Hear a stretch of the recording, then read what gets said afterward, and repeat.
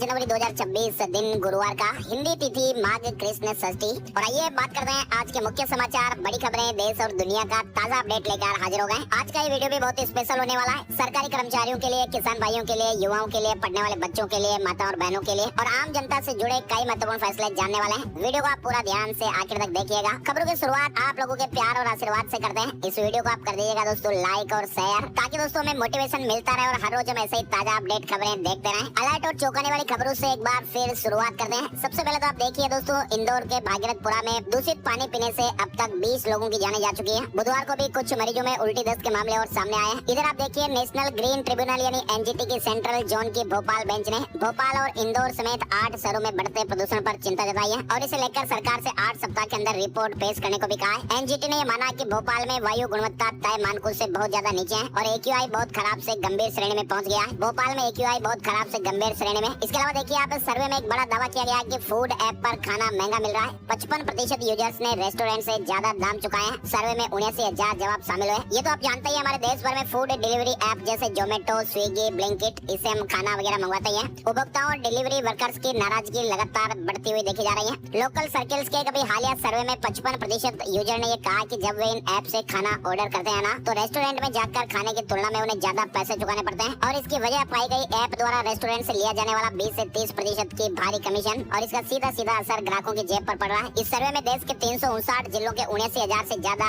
जवाबों को शामिल किया गया था। इसके अलावा 25% ग्राहकों ने तो दोस्तों ये भी कहा कि कभी कभी बासी खाना या खराब गुणवत्ता वाला खाना भी मिल जाता है। कुल मिलाकर 90% से अधिक उपभोक्ताओं ने खाने की क्वालिटी, पैकेजिंग और गुणवत्ता की भी शिकायत की है। अच्छा, इसके अलावा देखिए आप, छत्तीसगढ़ से एक बड़ी खबर आ रही है। छत्तीसगढ़ के महासमुंद जिले में पुलिस ने एक एम्बुलेंस से 5 क्विंटल 20 किलो गांजा जब्त किया है और इस जब्त किए गए गांजे की कीमत 2 करोड़ 60 लाख रुपए के लगभग बताई गई है। एम्बुलेंस के अंदर आप देखिए किस तरह से लोग दिमाग लगाते हैं। वहीं आप देखिए, बिना फिंगरप्रिंट और चाबी के आपके घर का दरवाजा खुल जाएगा। नई नई टेक्नोलॉजी पेश हो रही है। अभी हाल ही में दोस्तों आपको पता होगा, दुनिया का सबसे बड़ा टेक्नोलॉजी इवेंट CES 2026 हुआ है और इस बार कई नई टेक्नोलॉजी भी सामने आई है। आपने देखा होगा, सैमसंग ने दुनिया का सबसे बड़ा टीवी लेकर पेश किया। इसके अलावा स्मार्ट होम टेक्नोलॉजी ने भी सबका ध्यान खींचा है। कंपनियां से कई सारे गैजेट्स लेकर आई है जो आपकी बातें सुनेंगे, आपके कहे अनुसार काम करेंगे, घर के काम भी करेंगे। और इस साल जो मुख्य आकर्षण रहा ना दोस्तों, वो LG का घरेलू रोबोट भी रहा और सैमसंग का 130 इंच का एक बड़ा टीवी। बिना फिंगरप्रिंट और चाबी के घर का दरवाजा खुल जाएगा। LG कपड़े सुखाने के लिए और बर्तन जमाने वाला एक रोबोट भी लाया है। बिना हाथ लगाए फ्रिज भी खुल जाएगा। तो ऐसी नई नई टेक्नोलॉजियां पेश हुई है। अच्छा, उत्तर प्रदेश से एक बड़ी खबर आ रही है। लास्ट स्टेज कैंसर मरीजों का घर पर इलाज हो रहा है। KGMU निःशुल्क यानी फ्री में सुविधा दे रहा है और अब तक 600 से ज्यादा मरीजों को फायदा मिला।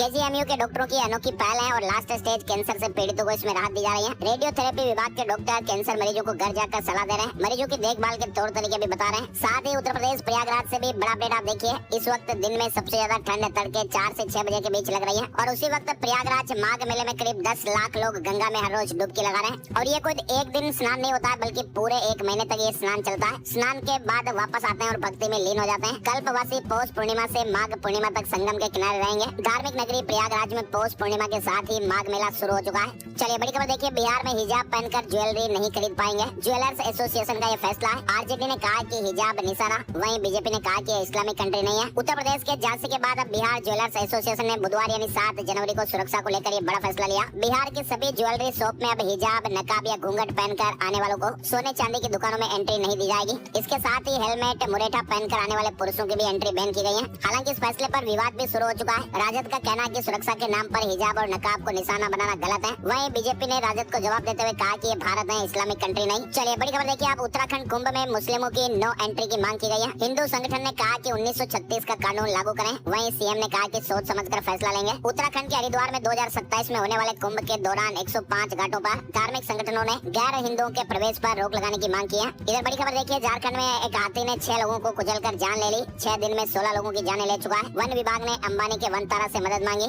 साथ ही देखिए आप, सुप्रीम कोर्ट ने कहा कि कुत्तों के चलते लोग कब तक परेशानी झेलेंगे। स्कूल और कोर्ट कैंपस में कुत्तों की क्या जरूरत है, वे बच्चों और